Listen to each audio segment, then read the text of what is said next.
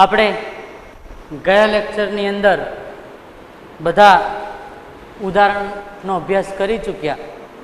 હવે આજે આપણે સ્વાધ્યાયનો 5મો દાખલો એ ઉદાહરણની જેમ જ આપ્યો છે, એટલે આપણે એ પ્રમાણે જ ગણવાનો. ઉદાહરણ ગણતો હતો ત્યારે મેં 3 ભાગ પાડ્યા હતા, 2 ભાગ પાડ્યા હતા, એક મિલકત અને બીજું દેવ.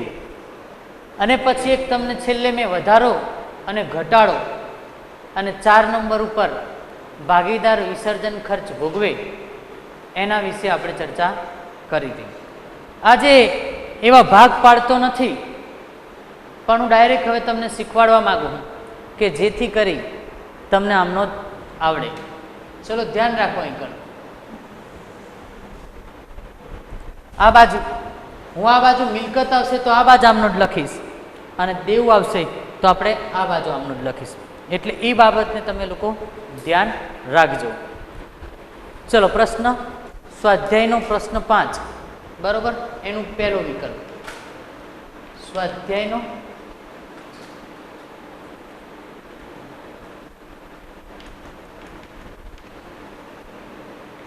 પાંચમો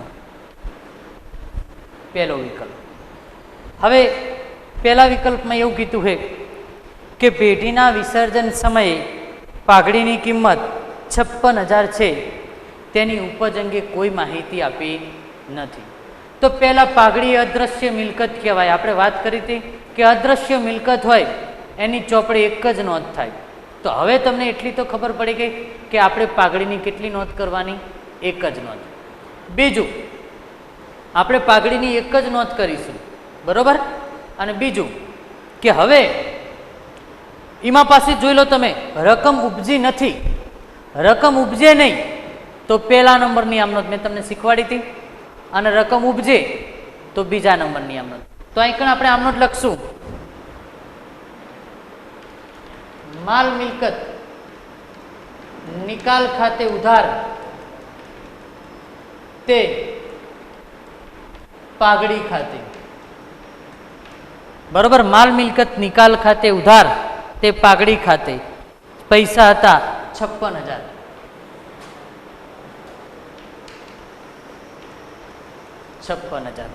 ચલો કમ્પ્લીટ. તો આની આમનો થઈ તમારી માલ મિલકત નિકાલ ખાતે ઉધાર તે પાઘડી ખાતે. કેમ કે પાઘડીની એક જ આમનો થાય, બરોબર. ઉપજ્યા કે તો રોકડ ખાતે ઉધાર તે માલ મિલકત નિકાલ ખાતે, પણ ઉપજ્યા નથી કે તો તમારા આમનોધમાં શું લખવાનું? માલ મિલકત નિકાલ ખાતે ઉધાર તે પાઘડી ખાતે. ત્યારબાદ બીજું, વિસર્જન સમયે પાકા સરવૈયામાં જમીન અને રોકાણો. તો પહેલી આમનોધ આપણે લખી દઈએ, જમીન અને રોકાણ બંને મિલકત કહેવાય. તો એની પહેલી આમનોધ આવી થશે, ધ્યાન રાખજો. માલ મિલકત નિકાલ ખાતે ઉધાર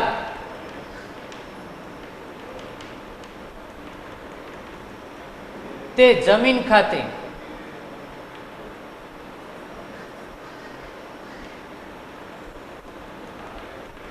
તે રોકાણો ખાતે. ચલો હવે જમીન ખાતે 8 લાખ,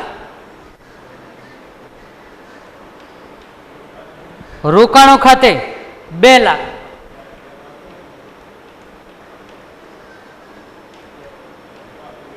$10 લાખ. ચલો કમ્પ્લીટ. આમનો શું થઈ તમારી? માલ મિલકત નિકાલ ખાતે ઉધાર તે જમીન ખાતે તે રોકાણો ખાતે. એક આમનોધ થઈ ગઈ. હવે એની બીજી આમનોધ. તો એની અંદર એવું લખ્યું હોય કે અનુક્રમે 9 લાખ અને 50,000, 1,50,000 ઉપજ્યા તો બીજા નંબરની આમનોધ આવે. રોકડ ખાતે ઉધાર તે માલ મિલકત નિકાલ ખાતે. એની બીજી આમનોધ આવશે, રોકડ ખાતે ઉધાર તે માલ મિલકત નિકાલ ખાતે. ચલો રોકડ ખાતે ઉધાર તે માલ મિલકત નિકાલ ખાતે. બંનેનું ટોટલ મારીએ 9 લાખ વત્તા 1,50,000.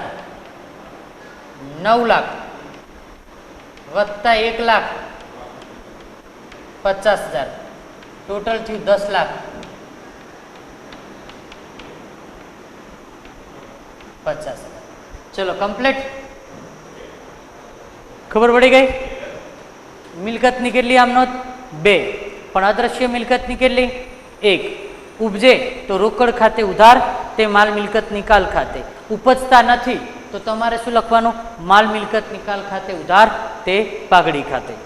ત્રીજો વ્યવહાર જુઓ. પેઢીની કુલ મિલકત 2 લાખ, બરોબર, એમાં રોકડ 10,000, ચોપડે કિંમત ઉપજી. અહીં ધ્યાન રાખજો, પહેલા કુલ મિલકત કેટલી હતી? ત્રીજો વ્યવહાર કુલ મિલકત, કુલ મિલકત પેઢીની કેટલી છે? 2 લાખ, બરોબર. એમાં 40% ચાલુ મિલકત, તો આના 40%, તો 80,000 આવે. તો અહીં બાકીના 60%, 1,20,000 આવે. હવે એમાંથી રોકડ બાદ કરો, રોકડ 10,000 બાદ કરો તો 70,000 આવે. અન્ય ચાલુ મિલકત, તો ચલો હવે આપણે ચાલુ મિલકતની પહેલા મિલકતની આમનોટ લખી લઈએ. તો પહેલી આમનોટ આવી આપણી થાય માલ મિલકત નિકાલ ખાતે ઉધાર તે અન્ય ચાલુ મિલકત ખાતે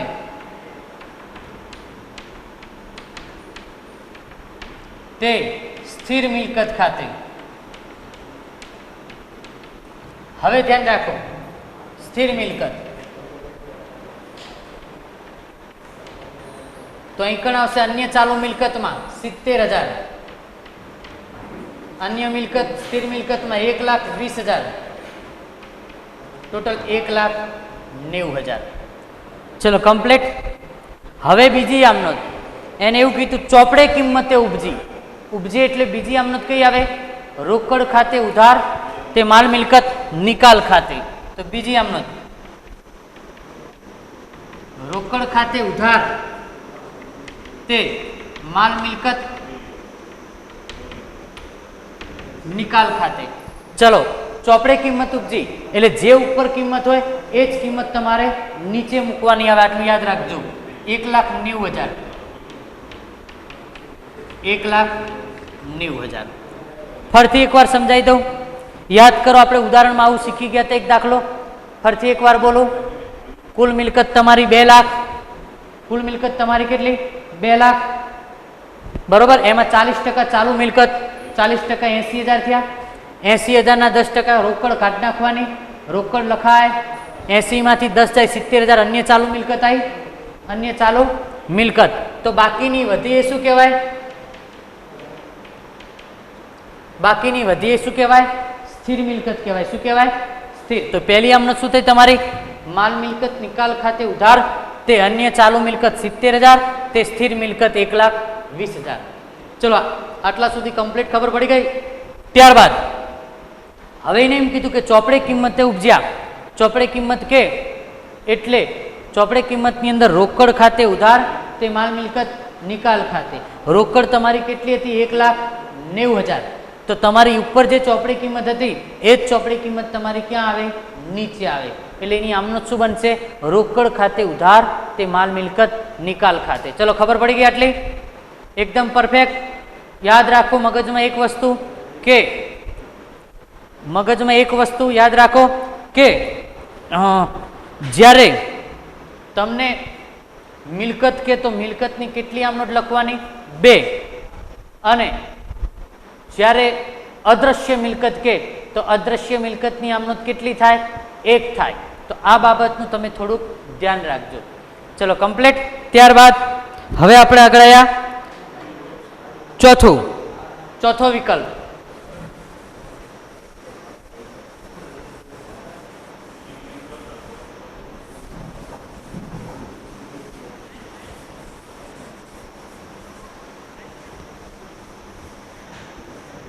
ચલો ચોથો વિકલ્પ,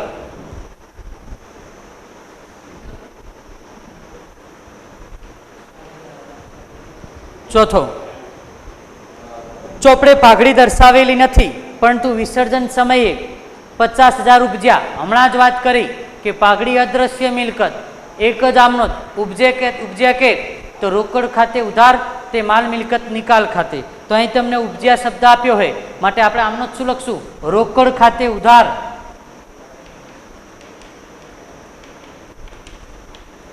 તે માલ મિલકત નિકાલ ખાતે. ચલો રોકડ ખાતે ઉધાર કેટલા?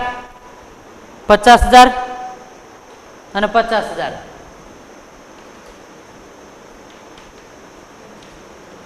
ચલો રોકડ ખાતે ઉધાર તે માલ મિલકત નિકાલ ખાતે, બંનેમાં 50,000 50,000. ત્યારબાદ છઠ્ઠો વિકલ્પ, લેપટોપની કિંમત 35,000 છે, લેપટોપ મિલકત કહેવાય, તેની પહેલી આમ નોંધ માલ મિલકત નિકાલ ખાતે ઉધાર તે લેપટોપ ખાતે. હા એ પ્રમાણે જ 35,000 35,000. હવે બેમાંથી એક આમનો જ જુઓ, રોકડ કે ભાગીદાર. એક ભાગીદાર લઈ જાય તો ત્રીજા નંબરની આમનો યાદ કરો, ભાગીદારના મૂડી ખાતે ઉધાર. ભાગીદારના મૂડી ખાતે ઉધાર તે માલ મિલકત નિકાલ ખાતે. ભાગીદારના મૂડી ખાતે ઉધાર તે માલ મિલકત નિકાલ ખાતે 25,000 માં લઈ જાય. ચલો કમ્પ્લીટ. ફરતી એક વસ્તુનું ધ્યાન રાખો કે લેપટોપ મિલકત કહેવાય તો મિલકતની પહેલી આમનો માલ મિલકત નિકાલ ખાતે ઉધાર તે લેપટોપ ખાતે. હવે ઉપજ્યા કે ભાગીદાર શબ્દ આપે તો એ બંનેમાંથી કયો શબ્દ આપ્યો? ભાગીદાર આપ્યો હે તો આમનો થાય ભાગીદારના મૂડી ખાતે ઉધાર તે માલ મિલકત નિકાલ ખાતે. આ બાબતનું તમે ધ્યાન રાખજો. આગળ, એક ભાગીદાર તેના શ્રીમતીની લોન ચૂકવવાનું સ્વીકાર્યું. યાદ કરો, મેં તમને કીધું હતું કે શ્રીમતીની લોન ચૂકવવાનું આવે તો એની આમનો ફિક્સ છે. શ્રીમતી લેનાર, લેનાર ખાતે ઉધાર અને ભાગીદાર આપનાર તો આપનાર ખાતે જમા. તો તમારે લખવાનું શ્રીમતીની લોન ખાતે ઉધાર. શ્રીમતીની લોન ખાતે ઉધાર તે ભાગીદારના મૂડી ખાતે. એક જ આમનો શ્રીમતીની લોન ખાતે ઉધાર તે ભાગીદારના મૂડી ખાતે 40,000 40,000. આની મેં તમને નિયમ મુજબ પણ લખીને શીખવાડી હતી. યાદ કરો, ઉદાહરણની અંદર આની અંદર મેં નિયમ મુજબ પણ તમને શીખવાડી હતી, પણ પછી આપણે શું કર્યું હતું? માલ મિલકત નિકાલ ખાતું, માલ મિલકત નિકાલ ખાતું બંને ઉડાડી દીધું, ઉધાર જમા. પછી આપણે ડાયરેક્ટ આમનો લખતા શીખવાડી હતી કે શ્રીમતીની લોન ખાતે ઉધાર તે ભાગીદારના મૂડી ખાતે. એક બાબતનું તમે ધ્યાન રાખજો કે શ્રીમતીની લોન આવે તો એની એક જ આમનો જ થાય, શ્રીમતી લેનાર તો લેનાર ખાતે ઉધાર અને ભાગીદાર આપનાર તો ભાગીદાર ખાતે જમા. ત્યારબાદ આવકવેરો. તો યાદ કરો, આવકવેરાની એક જ આમનો જ થાય. આવકવેરો, વિસર્જન અને કરવેરા એની એક જ આમનો જ થાય. ચૂકવ્યા, ચૂકવ્યા એટલે રોકડ જાય, જાય તો જમા તો આની આમનો દાવી થશે. 7 નંબર, માલ મિલકત નિકાલ ખાતે ઉધાર તે રોકડ ખાતે. કેટલા કરવેરાના ચૂકવ્યા હે જુઓ તો 30,000.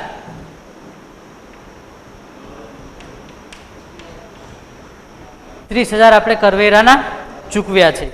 ચલો કમ્પ્લીટ આટલું. કરવેરાની, આવકવેરાની, વિસર્જન ખર્ચની, ઘાલખાત પરતની, શ્રીમતીની લોન અને અદ્રશ્ય મિલકત આની એક જ નોંધ થાય. ત્યારબાદ પેટીના વિસર્જન સમયે તમામ દેવા અને લોન ચૂકવ્યા પછી મિલકતનો વધારો. યાદ કરો, મેં તમને કીધું હતું કાલે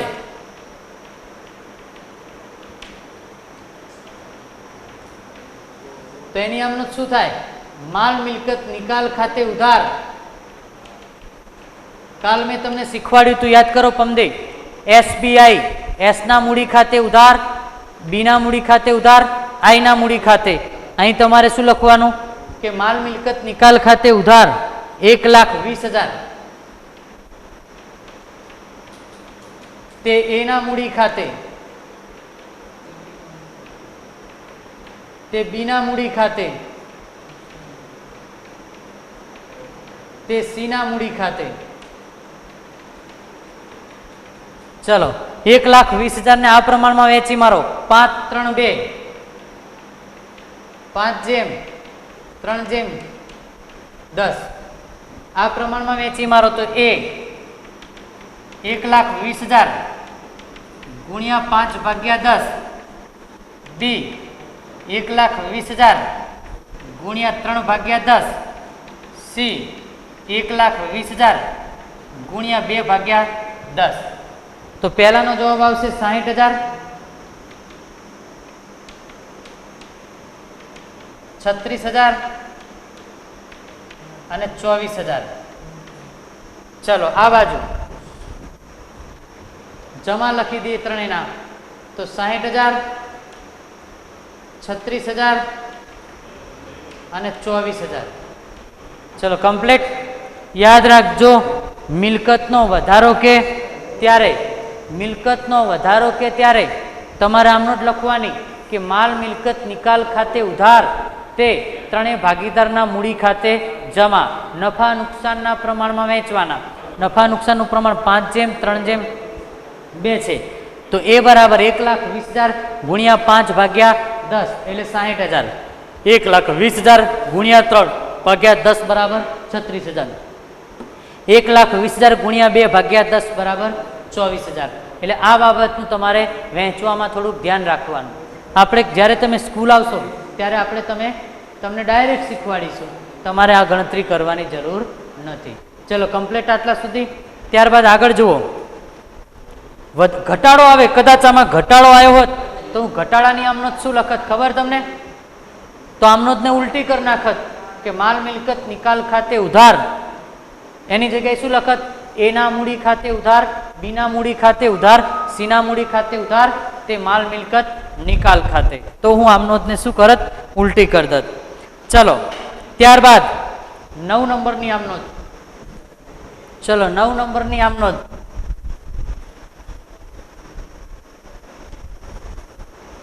એમાં એવું કીધું છે, પેઢીના વિસર્જન સમયે ચોપડે યંત્ર 2 લાખ.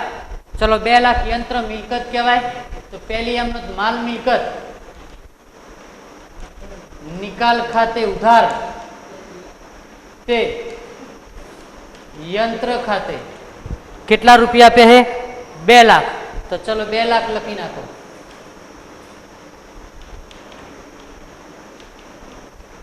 ચલો અને ચોપડે કિંમતે ઉપજ્યા. ચોપડે કિંમત ઉપજે એટલે ઉપજ્યા એટલે રોકડ. રોકડની આમનોંધ આવી થાય. રોકડ ખાતે ઉધાર તે માલ મિલકત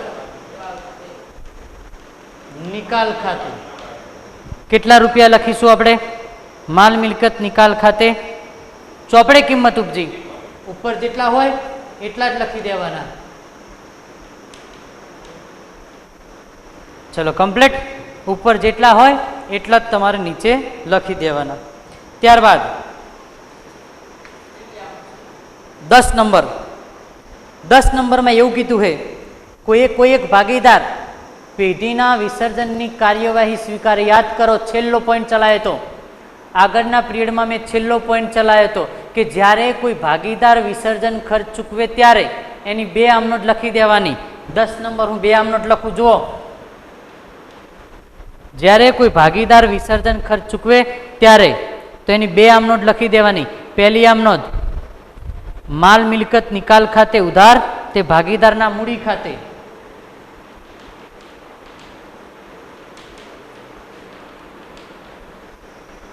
તે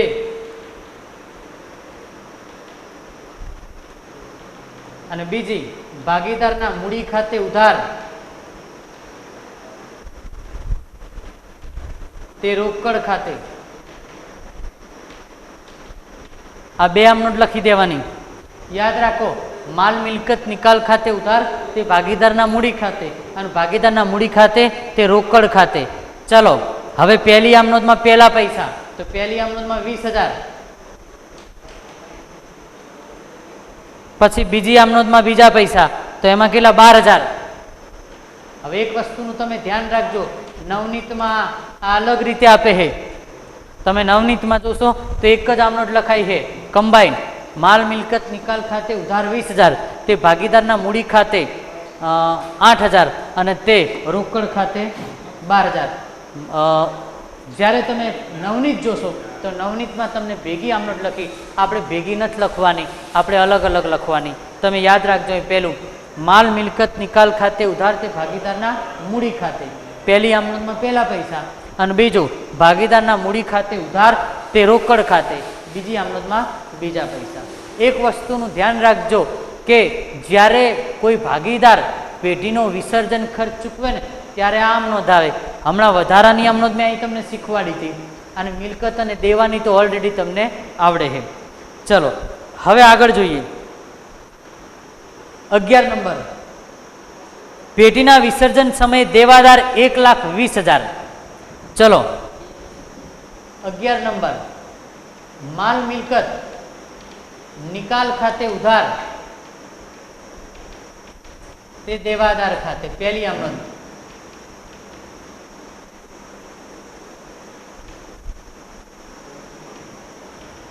એની બીજી આમ નોંધની જગ્યા છોડી દઉં.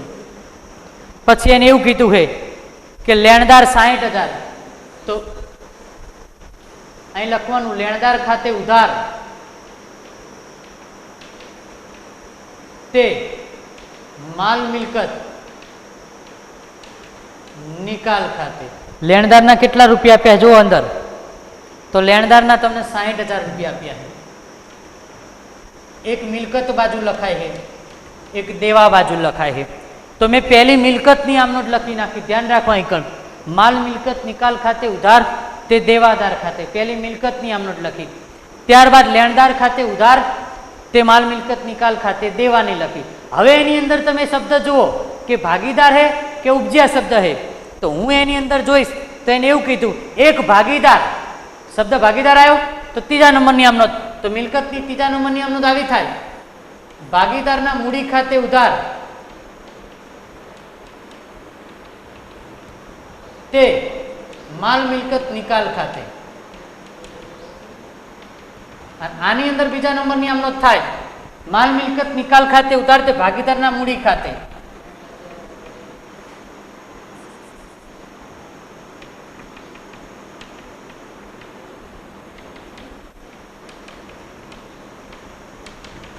તે ભાગીદારના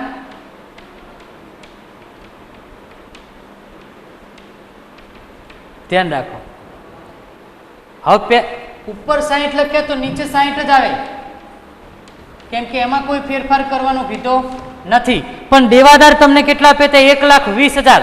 તો તમારે દેવાદારમાં 1,20 લખવાના,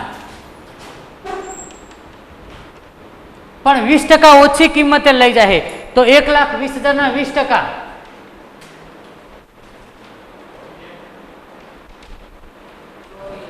96,000 માં લઈ જાય. કેટલામાં લઈ જાય? યાદ કરો, ઉદાહરણમાં એક આવું હતું જ. ફરીથી એકવાર સમજાવું તો દેવાદાર અને લેણદાર બે કમ્બાઇન્ડ આપ્યું છે.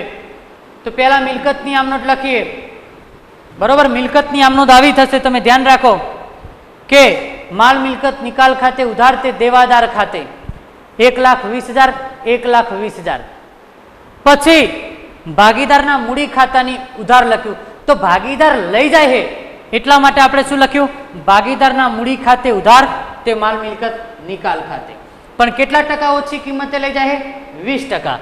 તો 1,20,000 ના 20% કરો એટલે 24,000 બાદ કરો તો કેટલા આવે? 96,000 આવે. ત્યારબાદ દેવાની આમ નોટ, લેણદાર ખાતે ઉધાર તે માલ મિલકત નિકાલ ખાતે. એમાં કોઈ કિંમત ઓછી વધારે થતી નથી, માટે શું લખ્યું? માલ મિલકત નિકાલ ખાતે ઉધાર તે ભાગીદારના મૂડી ખાતે. એમાં કોઈ ડિફરન્ટ આપ્યો નથી, માટે આપણે ઉપર જે કિંમત લખી હોય ચોપડી કિંમત, એ જ કિંમત નીચે લખવામાં આવે છે. તો અહીં તમારું ઉદાહરણ આપણું પૂરું થયું, પણ એક 12મો દાખલો શીખવાડવાનો છે જે પરીક્ષા માટે મોસ્ટ આઈએમપી છે. તમે થોડુંક ધ્યાન રાખજો. મેં તમને જે પીડીએફ મોકલી એની અંદર કઈ આમનોંધ કોને વહેંચાય એ આપણે લખેલી છે. તો હું અહીં એક છેલ્લો દાખલો શીખવાડું અને આ દાખલો તમે પુનર્ગઠનમાં ભણી ગયા હોય એટલું યાદ રાખજો. પણ આમાં પુનર્ગઠનમાં શું શબ્દ વાપરશે અને આમાં શું શબ્દ વાપરશે એ હું તમને શીખવાડી દઉં. જ્યારે તેવી વિસર્જનનો દાખલો પૂછશે ત્યારે એવું લખશે કે નીચેની બાકીઓનું કઈ પદ્ધતિથી વિસર્જન થાય. આવો શબ્દ વાપર્યો હશે. નીચેની બાકીઓનું વિસર્જન કઈ પદ્ધતિએ થાય આવો શબ્દ વાપર્યો હશે. તો નીચેની બાકીઓમાં પહેલી બાકી છે સામાન્ય અનામત. એકત્રિત નફાની બાકીઓ યાદ કરો તો સામાન્ય અનામત ખાતે ઉધાર. યાદ કરો, એક દાખલો આવો શીખી ગયા હો પુનર્ગઠનમાં. સામાન્ય અનામત ખાતે ઉધાર તે ભાગીદારના મૂડી ખાતે. તો અહીં ભાગીદાર 3 है, આર બી આઈ. તે આરના મૂડી ખાતે, તે બીના મૂડી ખાતે, તે આઈના મૂડી ખાતે. જો અંદર પ્રમાણ આપેલું તમને, પ્રમાણ તમારું 3:2:1 અને તમને સામાન્ય અનામત આપ્યું છે 18,000. તો આને વેચીએ 18,000 ભાગ્યા 6 ગુણ્યા 3 9,000. 18,000 ભાગ્યા 6 ગુણ્યા 2 6,000. 18,000 ભાગ્યા 6 ગુણ્યા 1 કેટલા? 3,000. ચલો, આવું તમે પુનર્ગઠનમાં શીખી ગયા. યાદ કરો, વહેંચાઈ ના વહેંચાઈ વાળી બાકીઓ પુનર્ગઠનમાં આ દાખલો આવતો. પછી ત્યારબાદ તમને આપ્યું હોય નફા નુકસાન ખાતાની ઉધાર બાકી છે. તો ભાગીદારને આપણે શું કરશું? જમા કરશું. તો એની આમનો શું થશે? દેખો, બીજા નંબર નહીં, આ રીતના થશે. બીજા નંબર નહીં, આરના મૂડી ખાતે ઉધાર, બીના મૂડી ખાતે ઉધાર અને સીના મૂડી ખાતે, આઈના મૂડી ખાતે તે નફા નુકસાન ખાતે. चलो, बीजा नंबर ऊपर नफा नुकसान खाता नहीं बाकी 18,000 है, सॉरी 12,000 है. 12,000 ने आ प्रमाण में वेचो. 12,000 भाग्या 6 गुणिया 3 6,000 4,000 અને 2,000. પુનર્ગઠનની અંદર આ દાખલો આવતો યાદ કરો. છેલ્લો ચલાયો તો એકત્રિત નફાની બાકીઓ વાળો દાખલો. હા, અને ત્યારબાદ કારીગર અકસ્માત વળતર ત્રીજી આમનો નવનીતમાં ભેગી આપે. ધ્યાન રાખજો, આપણે 3 ને અલગ લખીએ. કારીગર અકસ્માત વળતર ખાતે ઉધાર. જો ઉધાર લખ્યું હોય ને તો આ રીતના લખવાનું, બાકી બધી આમનોંધ આ રીતના લખાય. ખાલી ઉધાર લખે તો ભાગીદાર શું થાય? ઉધાર થાય. ભાગીદાર ઉધાર થાય. અને કશું ના લખે તો ભાગીદાર શું થાય? જમા થાય. આ બાબતને તમે ધ્યાન રાખજો. પણ કઈ કઈ બાકી વેચી શકાય એવું તમને કહી દઉં. સામાન્ય અનામત, મૂડી અનામત, નફા નુકસાન, કારીગર અકસ્માત, આકસ્મિક અનામત અને રોકડ વધઘટ ભંડોળ ત્રીજા ચેપ્ટરમાં વેચાય છે. કોઈ ભાગીદાર રોકાણો લઈ જાય તો, બાકી અહીં કણ વેચાતું નથી. ચલો, ધ્યાન રાખજો. તે આરના મૂડી ખાતે ઉધાર, બીના મૂડી ખાતે, આઈના મૂડી ખાતે. ચલો, કેટલા રૂપિયા નફો હતો? 18,000. વેચી મારીએ તો 9, 6 ને 3 9,000, 6,000 અને 3,000. આ દાખલો પરીક્ષામાં બહુ જ પૂછાય, યાદ રાખજો. પુનર્ગઠનમાંથી પૂછે તો એનો નંબર 22 હોય છે, પણ આ દાખલો તમને વિસર્જનમાંથી પૂછે તો એનો નંબર 23 કે 24 હોય છે. એટલે આ બાબતનું તમે ખાલી ધ્યાન રાખજો. બરોબર, એવું લખ્યું હશે કે નીચેની વાક્યોનો વિસર્જન સમયે કેવી રીતના નિકાલ કરી શકાય.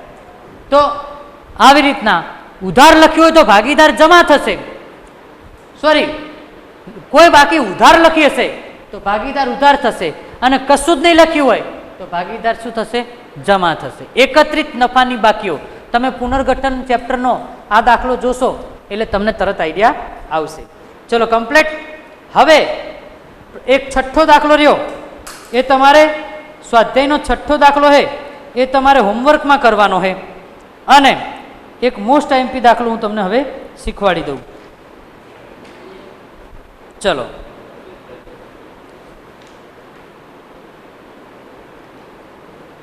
સ્વાધ્યાયનો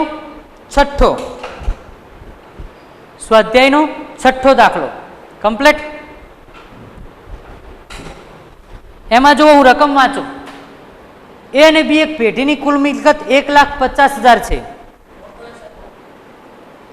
તેમાં રોકડ 10,000 સમાયેલી છે. ચોખ્ખી મિલકત 1,00,000 છે. મૂડી અને અનામત 4:1 છે. બીની મૂડી કરતા એની મૂડી 20,000 વધુ છે. તો માલ મિલકત નિકાલ ખાતાની ખોટ 20,000 છે. તો એ અને બીની શરૂઆતની મૂડી શોધો. ધ્યાન રાખજો, આ દાખલો થોડોક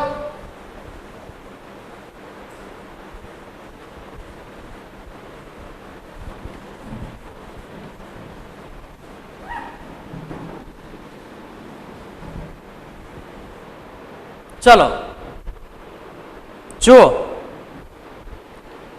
ધ્યાન રાખજો. હું લખું એ પાકું સરવૈયું બનાવવાનું કીધું હોય તો હું પાકું સરવૈયું બનાવું.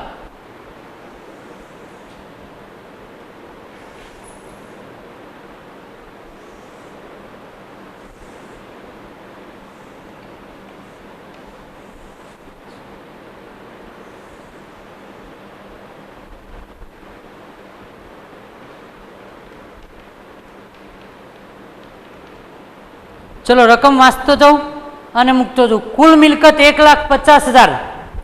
તો કુલ મિલકત એટલે પાકા સરવાઈનું ટોટલ કહેવાય 1,50,000. ચલો કુલ મિલકત એટલે પાકા સરવાઈનું ટોટલ કુલ મિલકત કહેવાય. તો દેવાનું ટોટલ પણ કેટલું આવે? કેમ કે પાકા સરવાઈનું બંને બાજુનું ટોટલ કેવું હોય? સરખું હોય. 10,000 રોકડા, તો 10,000 રોકડ લખવું આવાજ આવે ખબર પાકા સરવાઈમાં?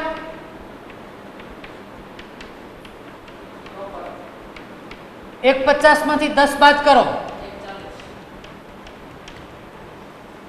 અન્ય મિલકત.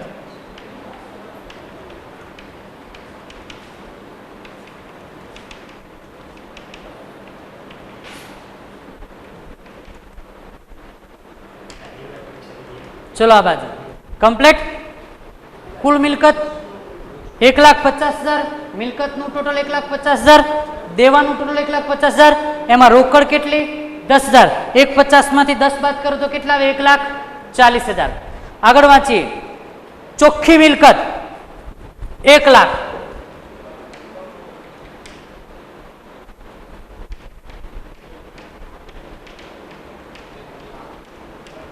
એનો બે ભાગ પાડવાના કીધા જુઓ, 4:1. તો 4 ને મૂડી કીધું હોય અને 1 ને અનામત. તો 1,00,000 ભાગ્યા 5 ગુણ્યા 4 કરો, 80,000. 1,00,000 ભાગ્યા 5 ગુણ્યા 1 કરો તો મૂડી તમારી આ બાજુ આવે. યાદ રાખજો, મૂડી તમારી અહીં આવે. બે ભાગીદાર એ અને બી, એની મૂડી કેટલી? 80,000.